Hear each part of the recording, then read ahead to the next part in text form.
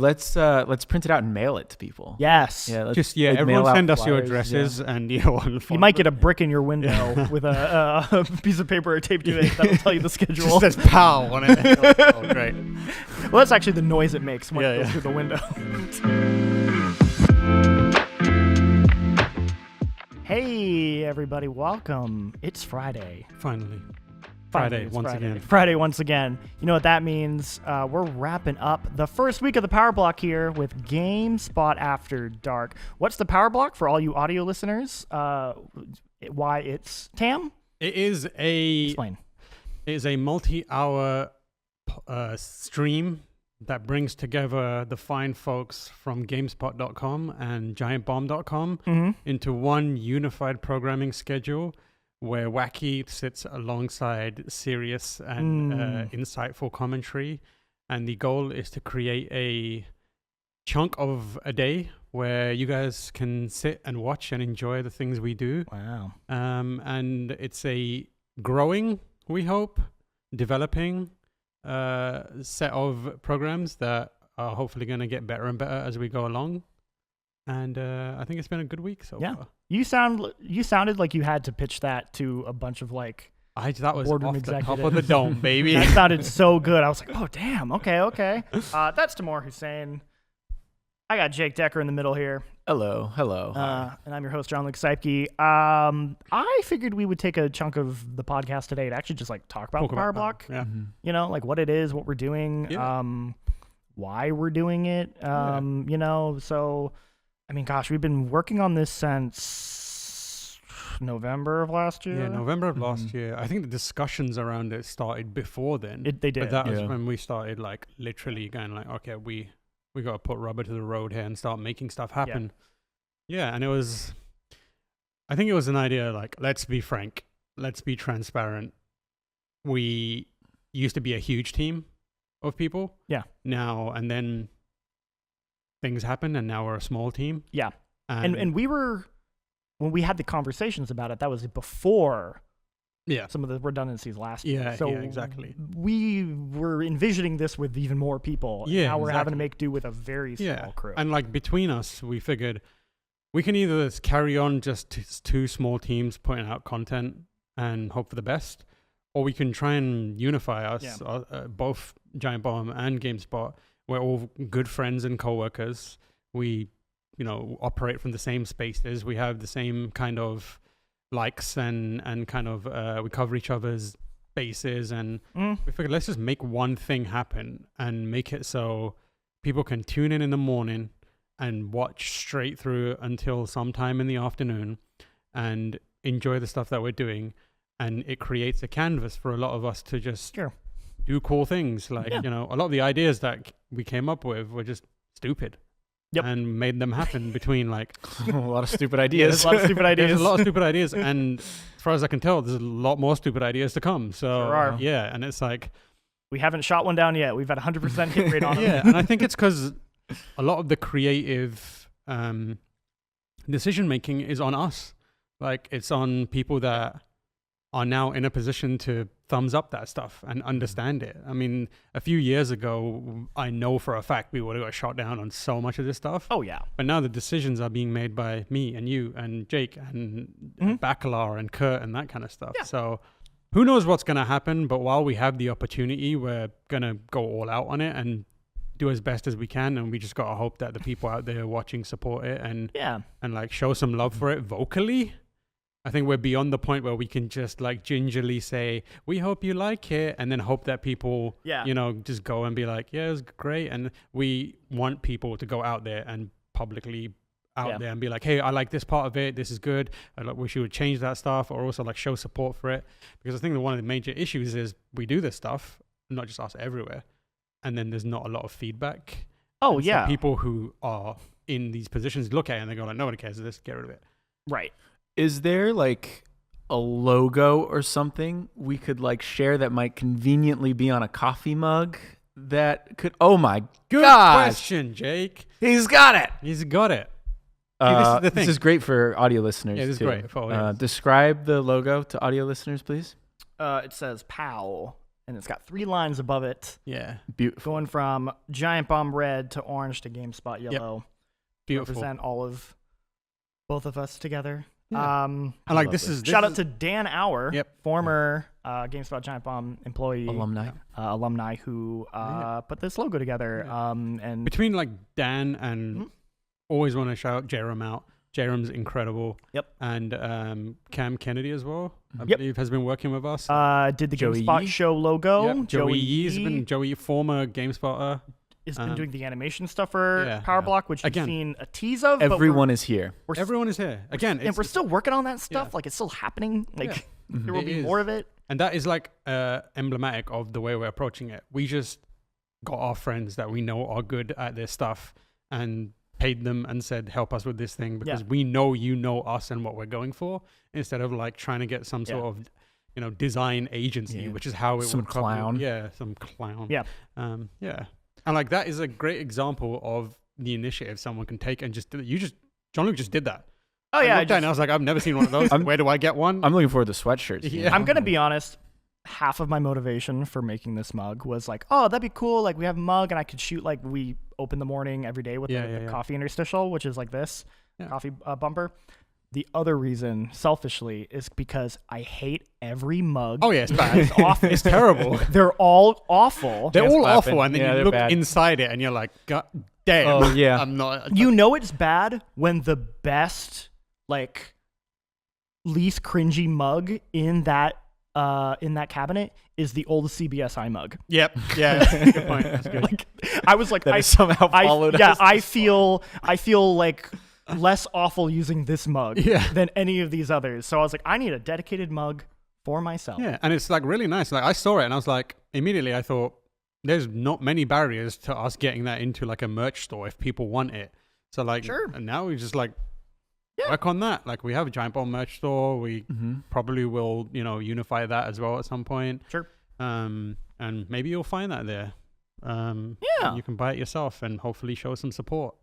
I will say, speaking of interstitials, for those watching and may have not caught, you know, the live streams yet, the little videos we were having play in between each. The fun show. stuff. That's where we've kind of gone a little wild. And Yeah. we've that was like shoot first, ask questions later. So mentality, literally, like we just set up cameras and shot stuff. And for a while there, we were afraid to show like the people above us because we were like, this is kind of weird and out there, and I don't know if it'll be funny. And so far, I think the reception. Once we did, everyone was like, "Oh, this is great," and we're like, "Oh, yeah." Cool. I think what we've shown we've shown one ad for a soap opera, Games of Our Lives, right? Yep, Sunday at 2 p.m. here on the Power Definitely airing on Sunday. Yep. Yeah. Stay tuned. Yeah. Sunday 2 p.m. I think we've done some news segment. We've done a news segment, right? We've done two breaking news. Yes. With Kurt and Davina. Watch out, Grub. Yeah. Coming for you. She's coming for you. Yeah. Those have been a lot of fun. Also, seeing the GameSpot show, the first episode on yesterday, which was pre-recorded, which is something we don't normally plan on doing, but Kurt is out, so we shot it ahead of time. But that was a lot of fun. I would produce and see, and I'm excited to see how that evolves. Some of my favorite comments from that were, one, people like understanding what we were going for, people saying like, oh, this kind of reminds me of like late night television, that kind of energy. There was one comment that said, man, I think this is too corny for me. And another person said, this is the exact amount of corny for me. Then the other comment, which I talked to you about, was somebody said, this feels like they made this show for all of their 40 plus audience that remembers GameSpot like way back in its heyday. And I was like, kind of. Yeah, I mean, like, we made it for people who remember GameSpot back in the day because we are those people. Like I came up watching GameSpot and I watched the show that we just made. I'm like, kind of reminds me of On the Spot. Kind of reminds me of GameSpotting. I think we also just like felt this intense desire to have something that isn't like talking heads on a desk, a podcast, like this, for example. Like, you know, I mean, like it has its place. Like this, have their place, but not everything needs to be a podcast. Sometimes I think it should work as a video, and that opens up the opportunity for you to do like weird. Yeah, we can throw things at Kurt. Yeah, throw things at Kurt. Dress up as a licensed TV character. Yeah. Yep. Can do all that. I would say legally distinct TV. Legally distinct. But, yeah. It's cool. It's an ambitious thing. It's scary. Yeah, also. It's scary. I think I can understand the audience's perspective of being yeah. like, what's going on? GameSpot still exists. Does Giant Bomb still exist? What does that mean? Yeah. To be honest, like, it is messy, and there were times 100%. where we were like, where does Giant Bomb end and GameSpot begin? Sure. Or where does GameSpot end and Giant Bomb begin? Of it all, and the answer to that is nowhere. Like, they are fully, or there's an overlap between them that the goal is not to make distinct, there's no point in having this kind of line in the sand that separates us when the things that we want to do are kind of a one vision, and we can exist in that space, but while also having our own personalities. Like, Giant Bomb can still be Giant Bomb, and GameSpot can still be GameSpot. And when we bring them together, it just makes it all better. It gives it texture, it gives it flavor. So, you turn the TV on to watch like Snick or Toonami. Mm-hmm. You don't like every single thing that they show, right? You tune in for the one that you like, and maybe you stick around and wait for the other one you like, or you just put it on and let it go. That's the idea here. Yeah. It's pretty much all the segments will either in full be posted on YouTube, or we'll break out moments or cut downs on YouTube. So if you can't, catch the stream, that's there. The only thing that you'll only be able to see live, at least for now, are the interstitials. So interstitials. That's how we get them. That's I'm how we very get precious about them. I've already had people being like, "Oh, can we throw that up on socials?" Like, no. Not yet. Not yet. You gotta go do it. I want them. There's some exclusivity here. Yeah, we need to. I want them to. I'm not saying they won't eventually. No. I think they add like an exclusive. They add like a value to the live stream. Mm-hmm. Like, you get to see this because you're tuning in live. That's like your little bonus reward. Yeah, exactly. Is these fun little things. The only way I will be cool with them showing up in a VOD form is if a random audience member decides to do it, put it together, archive them themselves by and I want them to be I want it to have the what's that awful cam with the watermark at the top? I forgot what it's called. It's like hypercam or whatever. Hypercam. Yeah, I want hypercam and then xvid divx in the corner. Yes, and it's just that's the only way I want to see those up on the internet right now. Speaking of the GameSpot show being made for GameSpot fans who are 40 plus or whatever, I was thinking today, just now, that this is my 10th year at GameSpot. Woo! I started in 2015, beginning of 2015. Did you start before or after me? I think I started shortly after you did, so it's probably yours as well. The caveat for me passed 10. is that I was not here for a year in 2021. So technically I haven't worked here for 10 years, but my first day was 10 years. I think in May it'll be 10 years. I think technically me and Jake are now neck and neck in the amount of time we've actually worked here. Yeah. I think you probably have more, because I think you started 8 months after me instead of, and I was gone for a year, I think, or a year and a half. I started in May, so I'm coming up on my 9. Yeah. I started, I think it was 2 weeks before E3. Yeah, which is crazy. And they were just all right, we're going to E3. I was like, I just got here. What's going on? I simultaneously feel oh God, I've been there forever. And also barely at all. Yeah. At the same time. Yeah. I mean, something like this definitely distorts the time because it feels new and fresh for us. It feels like we're doing something different. And then that kind of compacts the time that comes before it. But yeah, it's been... Also, the amount of times I've moved offices in these last 10 years makes it feel a long... I think no more. When I started, GameSpot was on the 3rd floor with Giant Bomb at the CBS office. You probably saw it if you went to... To E3 that year. And then shortly after we moved to the 1st floor, and then we moved to the 5th floor, and then we moved to another office, and we moved here, and hopefully we stay here. This is it. Yeah. No, man. The studios. Yeah. Bury me in this studio, please. This is a nice studio. There's a nice spot back here, actually, where you could probably get buried. We could that sounds good. leave your body there. Yeah, I'm okay. And everyone will be like, why does it stink in here? And we're it's decomposing body. Yeah. Yeah, that's what they wanted. So. Yeah, I mean... We hope people like it, and we hope people... And people are honest about what they do and don't like, or what they want to change. Yeah. And they are? So. People on the internet giving their opinion? I mean, we read as much of it as we can while maintaining our sanity. Yeah. And we definitely take it into account, but ultimately this is our show. And as a team, we'll follow what creatively speaks to us. Yeah. But we definitely look at it and think about whether there's any kind of like... We hold ourselves to like higher standards as well. Can we give like a breakdown of what the schedule is? Because I realize we're talking a lot about what it is, but like what can people expect each day? That's a good question. Monday through Friday. Monday's a lighter day because we still work for a company that demands meetings. Yeah. The never-ending onslaught of meetings. So we were like, just put them all on Monday, I guess. Yep. So Monday, Game Breaking News, which is the rebrand of Grub's new show. And then GB Kids, which is Sean and Nikki. Mm-hmm. And then Dan does his blog. Dan dodoes whatever. Dan does whatever. I saw what he was playing on Monday, and I was like, heck yeah. I don't know if I want to like spoil it for him, but I was like, that's cool, awesome. And then Tuesday, Bombcast, followed up by, so there's like an open slot there. Yeah, which that it's either going to be like me, Jake, and Kerr. Tam, you might take fill that slot. Yeah, it's one of those things where we're experimenting. We're experimenting, and like, so we have like our regular shows, right? That are like this. We're gonna have air out this time and this, but we also have these open slots that are just like free for, hey, this game came out, or like we just want to cover this thing, or hey, we're gonna play some Magic the Gathering. We're gonna play Magic the Gathering. I cannot wait. Yeah, I cannot wait for that. I think we have. Do we have a Skycam? We do. Yes. Oh my god. We do have a Skycam. I think because I bought a draft booster box of Lord of the Rings cards over 2 years ago. 2 years ago. Or a year and a half ago. I see Chan sweating in the back there. He's ready for Magic. Like, oh, and we've been talking about drafting it eventually, and I think now's the chance to finally draft this. I have multiple decks that I've purchased in preparation for us to do this.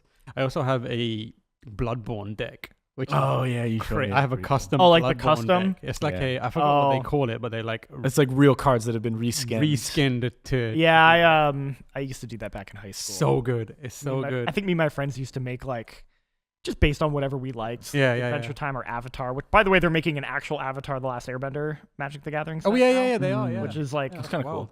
Well, I mean, that's kind of like my hope is that like during that block, obviously we're gonna do other stuff, but like we start dipping our toes in Magic, and then maybe we can do something bigger around like the Final Fantasy set that's coming out. I think in June or July, because Final Fantasy is a game, and we do cover games.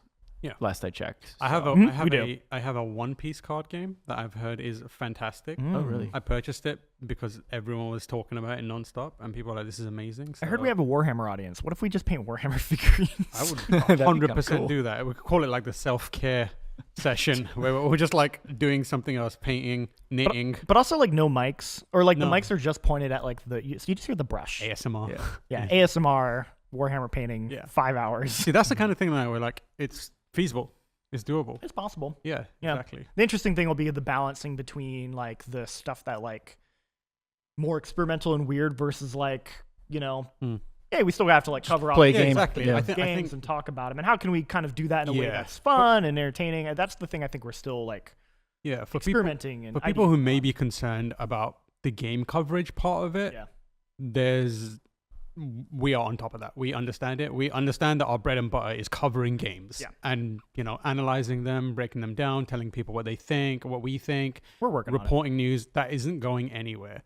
It is changing forms to a degree because the old way doesn't really work and isn't super interesting to us.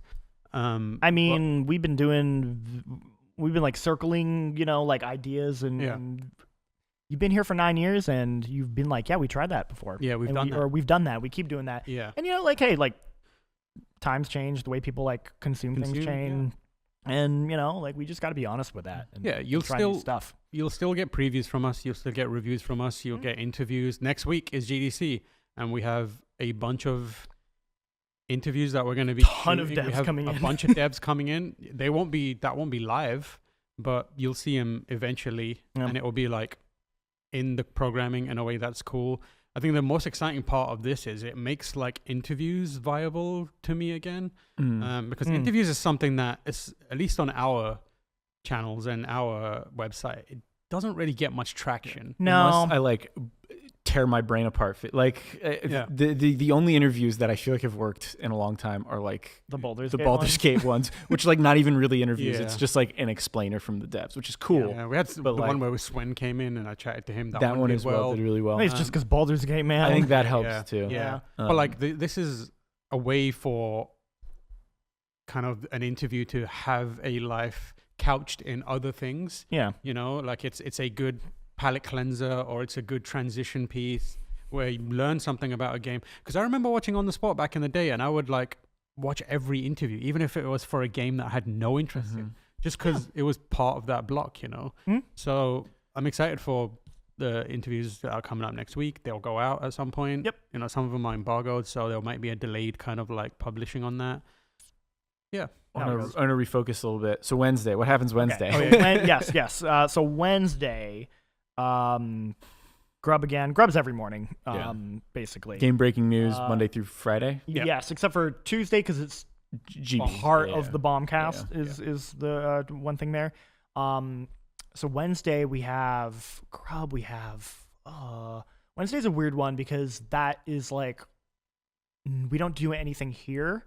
Because Wednesdays we go film our weird videos that you see in the middle day. Yeah. So thank you, Jan, for taking Wednesdays on. Hey, a thumbs up from Jan. Let me think. I think it's Grub's day. It's like a Grub day. It's like, I think, is that where... Because Grub does his segment. Yeah. And then... Is that where Blight Club is? Blight Club is, yes. Yeah, so it's like Blight Club, right. and then I think Grub has like a solo segment that he does. So like Wednesday's a big Grub day. Big Grub day.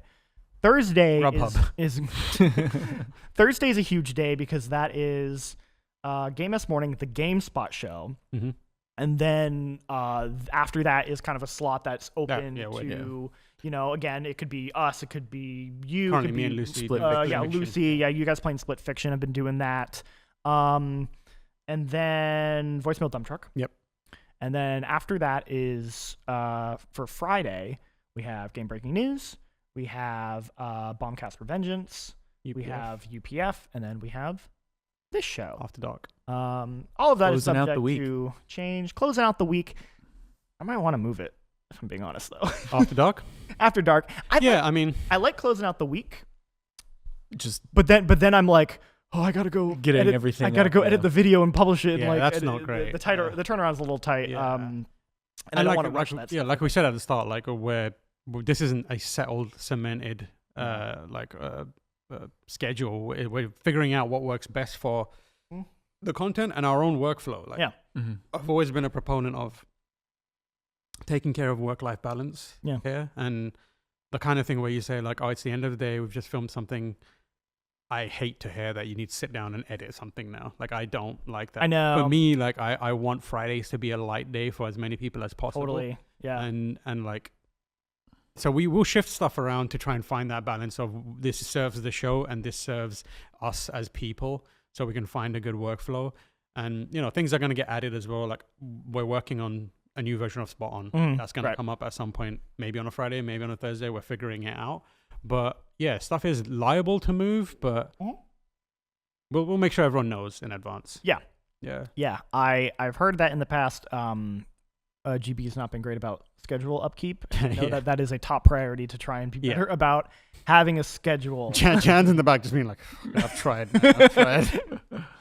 My wife hit me up being like, hey, she was watching. She's like, where can I see the schedule for this? And I was like, yeah. It is, if you're on YouTube, it's in the description. It's there, but yeah, I think we want to try and have that. Yeah, I think we should try and do that thing where, remember we had a graphic made at one point and it had like all the shows coming out? Yeah. We had it like as our banner on YouTube and that kind of stuff. Oh, we did have that. Yeah. It obviously wouldn't work, but I know what like Kind of Funny does. They just, every Sunday, they send out the schedule that they have, which like, it's to emails because it's for patrons, right? But like... Yeah, I think we could come up with bring back newsletters. Bring back newsletters, I mean, baby. Let's go. Popping off. So. Actually, let's print it out and mail it to people. Yes. Yeah. Everyone send us your addresses and you might get a brick in your window with a piece of paper taped to it that'll tell you the schedule. Just says "pow" on it. Oh, great. Well, that's actually the noise it makes when it goes through the window. Regardless of the material it destroys. But yeah, it's an exciting time. I think a lot of people are energized by it.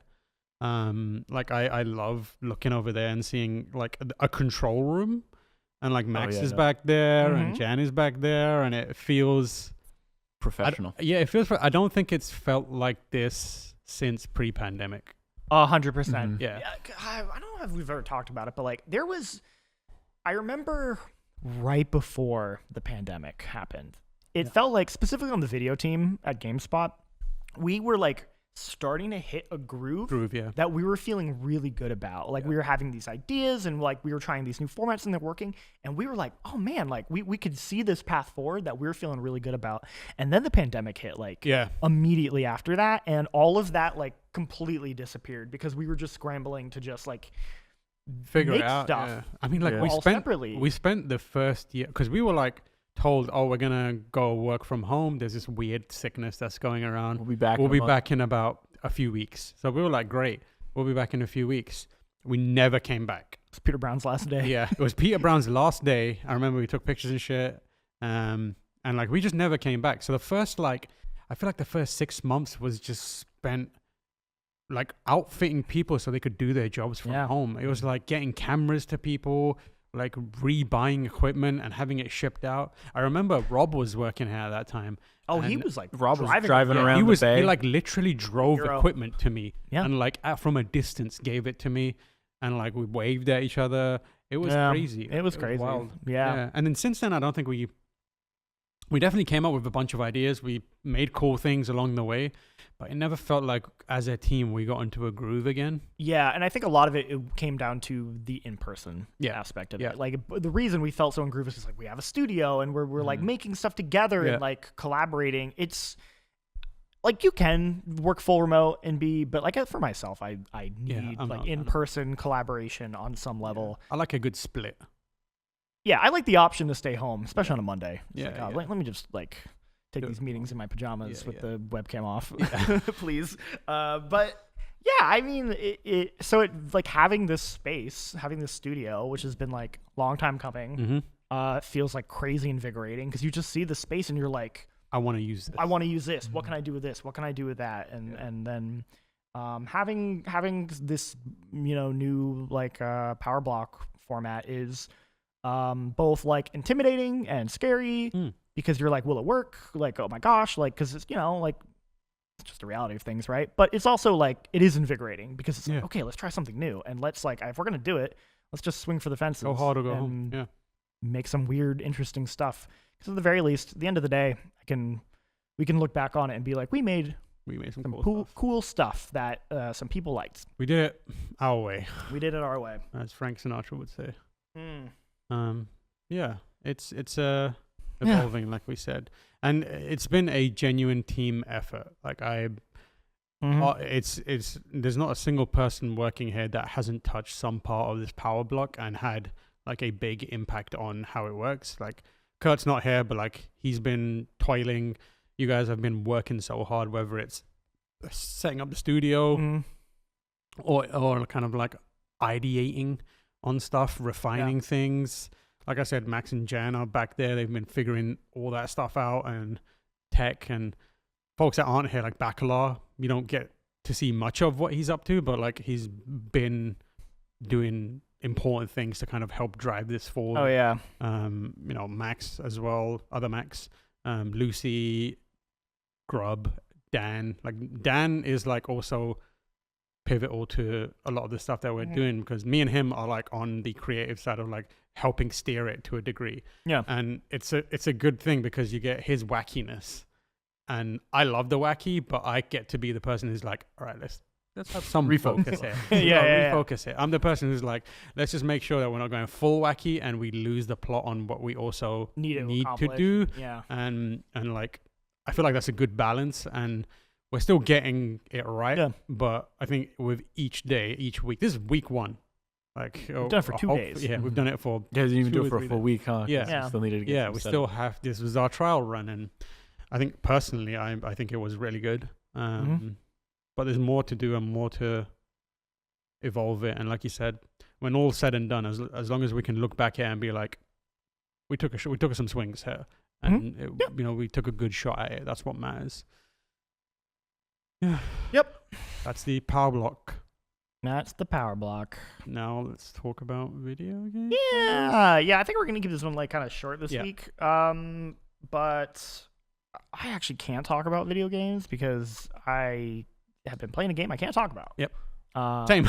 All I've been playing is Monster all on you, Hunter Jake. Still, I'm just playing Monster Hunter. I've may have talked about it briefly last week, but I kind of like. There's still more I can grind out, but I'm at the point where I'm just fighting the same 3 monsters over and over again. So I'm kind of eager to see what they add at this point. Sure. That said, I still think the game is very, very, very, very good. It feels great. I don't think the like open world freeform format is as like revolutionary or like game changing as maybe people thought it would be. But there are parts of it that I think are super nice, like just less friction. I think like one thing that has kind of started to get on my nerves is how like the eating meals works, because it's like before in Monster Hunter, before you go on a hunt, you'd eat, that meal would last you the hunt, and then after that you get another one. And in this, I'm like mid-fight, and then it's cooking. Like, your meal buff's expired, and I'm like, okay, and I'm like writing away, and then I pull out my grill and start cooking something while my friend's like where'd you go? And I'm like, I'm eating, you know? Like, you're like 50 yards that way, like with a little hot pot. See a little bit of smoke coming out in the distance. So I think there's some like weird sort of like growing pains with I agree format with change that I hope kind of get addressed in the next one. But like when it's said and done, like this is my favorite Monster Hunter game I've played. And to be fair, I haven't played a whole lot. I've played 4 Ultimate, I think, and I didn't play much of that. And I played Rise and I played Worlds.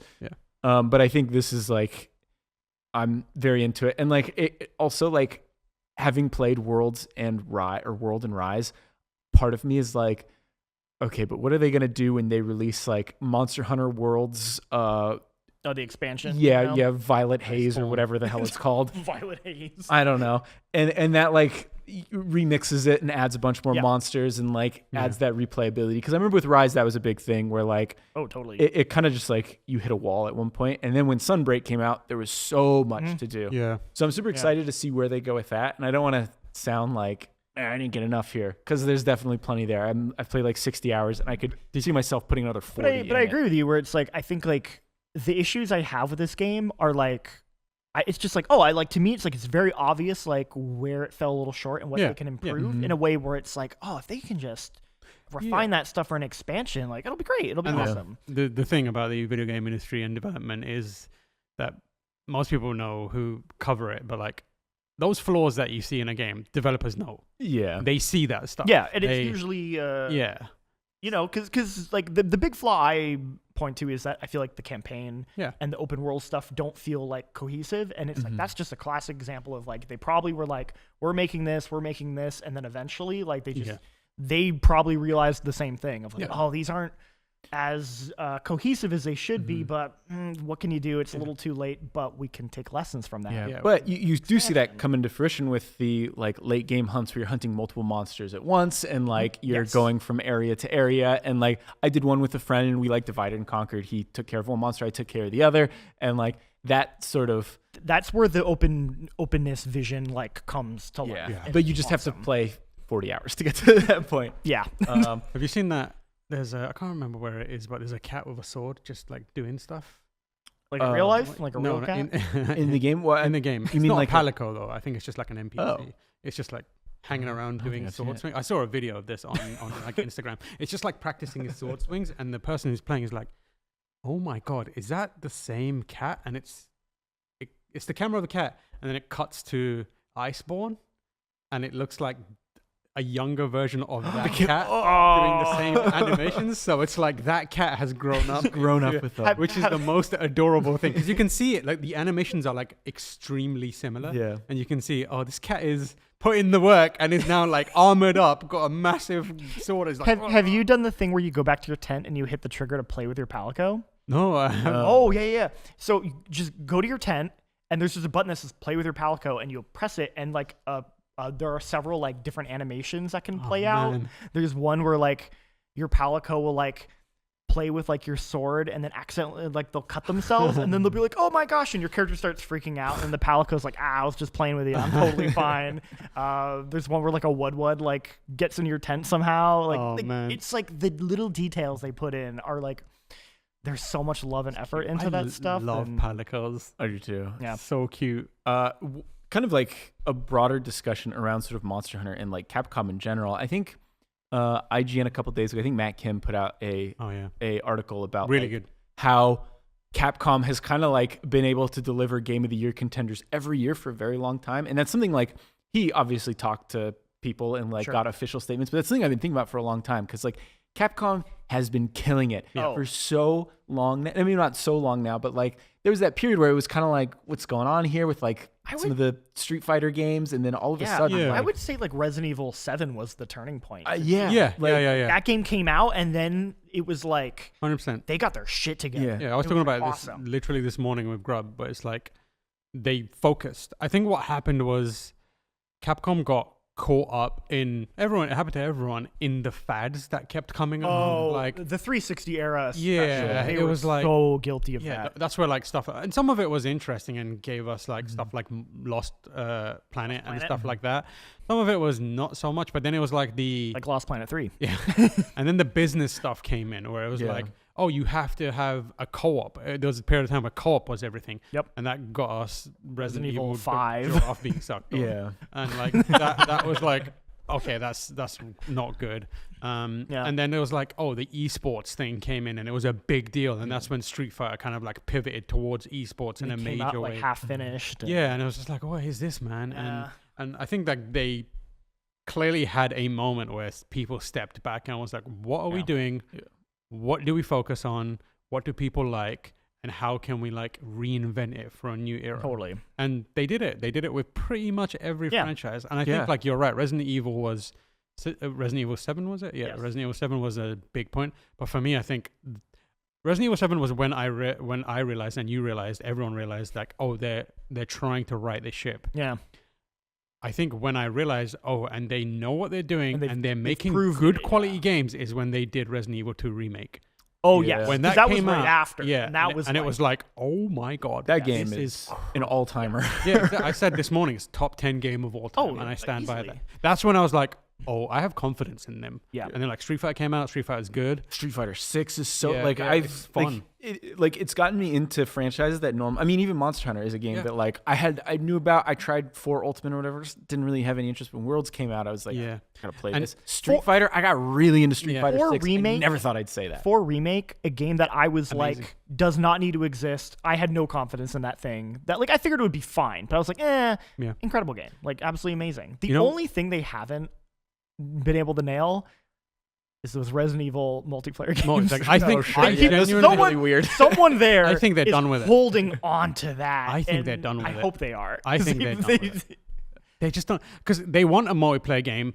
They look at their franchises, and the most popular one is Resident Evil, probably, and they just try and make it happen, and it just doesn't. Even their weird misses are like still at least like kind of interesting. Yeah, like that weird Kitsugami. Well, Kitsugami. I don't even say that was a miss, but it was just Kitsugami was Exoborn. Exoborn. That's the one. That one's more of a miss in my opinion, but it was still like okay, weird dinosaur multiplayer co-op game. Like it's interesting. It felt different. And then Kitsugami, genuinely awesome. A good game, a good game. Fantastic and weird and unique. I think what's cool about Capcom now is they're almost on the same trajectory as the Capcom I remember from the like PlayStation 1, PlayStation 2 days. Because PlayStation 1, it was bangers. They were putting out bangers. And PS2, that is, bangers. PS2 is, so they had that period where they were doing really good PS1 games and they kind of like built a really strong foundation. PS2 is where they started getting weird. Oh, yeah. And doing stuff like God Hand. Beautiful Joe. Okami. And Okami. And in this modern age, they've been putting out bangers. Yeah. Which means the next step up, if we're, parroting or like reflecting back on it, is getting weird.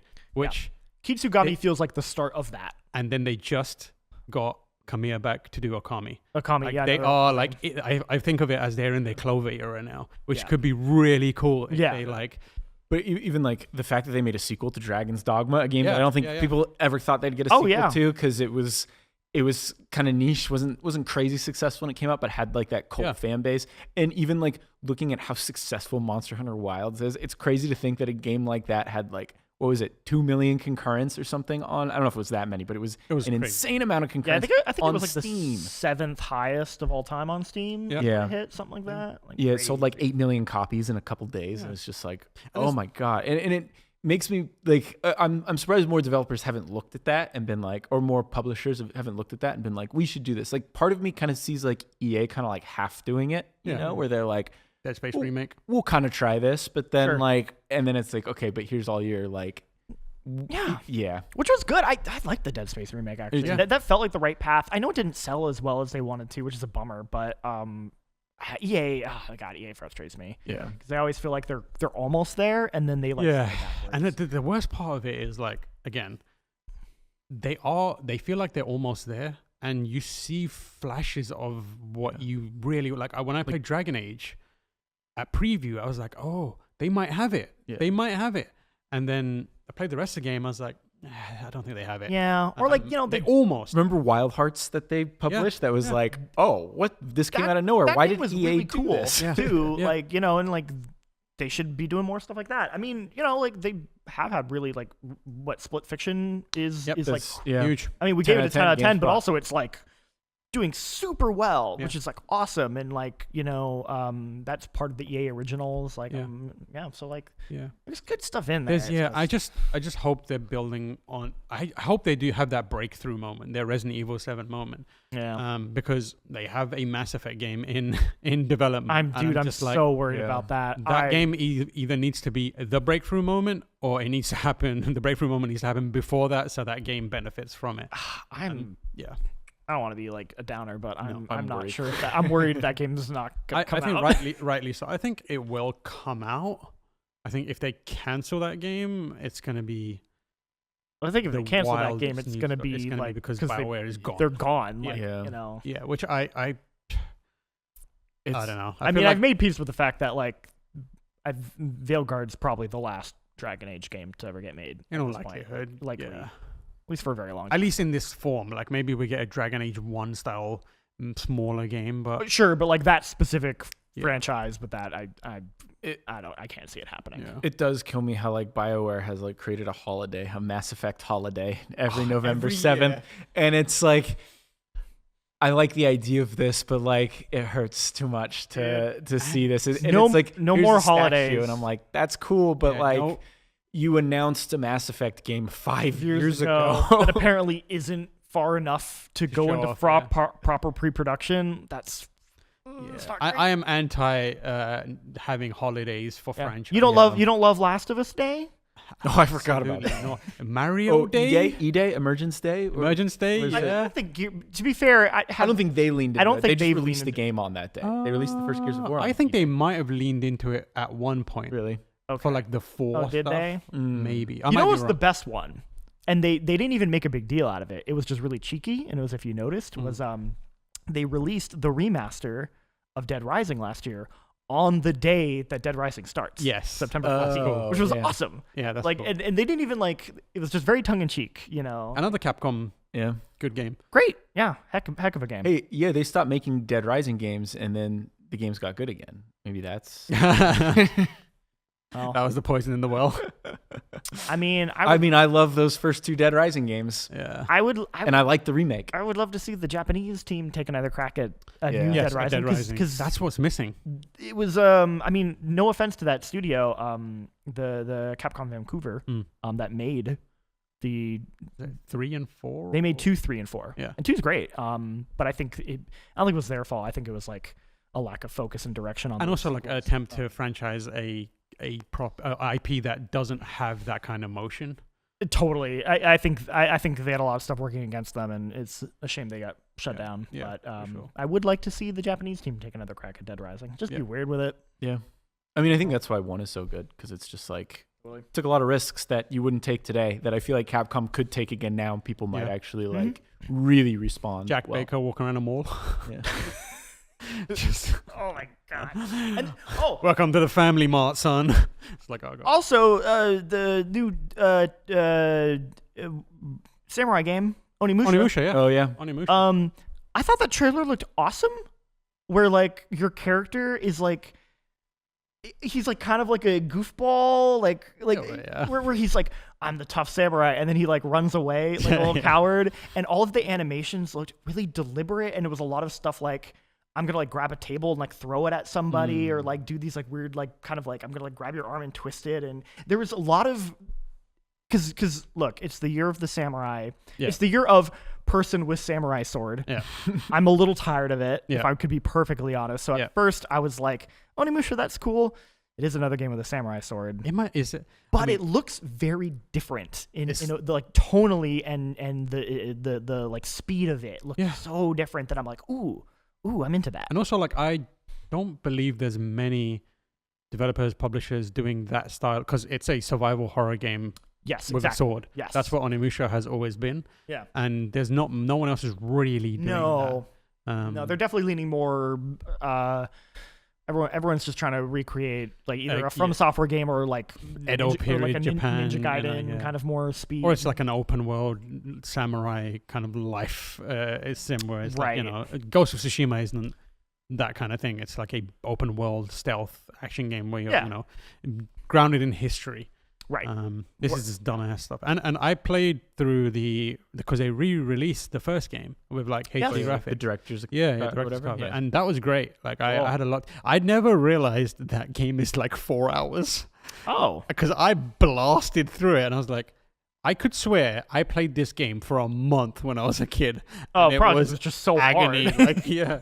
And these days I'm just like, I think it's because they put in like direct control instead of like tank controls. So I was just like, Would you recommend that version? Because when I was going through the GameSpot game library the other day organizing, I did find a copy of every Onimusha game on the PS2, and I was like, oh, I could just load these up. I think like the new one is more playable, obviously. Sure. I think if you want to play Onimusha for like enjoyment first time, play through the remake. But if you have access to the original, check that out to see how weird and how far it's come. Okay. It's like playing Resident Evil 2 remake versus playing the original Resident Evil 2. Got it. It's a weird janky game, but that whole like system where it's like hold the button down to collect the souls and the one-on-one fighting it has it there, and I was like, oh, this is cool. I like this. I'll do that. I also had like that weird, almost like a roguelike style thing, where it's like you kept going deeper and deeper into the depths of hell, and each one was like so it's like a Diablo, like exactly. Yeah, it was like a combat arena, and if you died, you'd like come back up to the top, and you have to keep trying it. And there's like bosses along the way. And I had no idea. That's so interesting. It's wild. Okay. Yeah.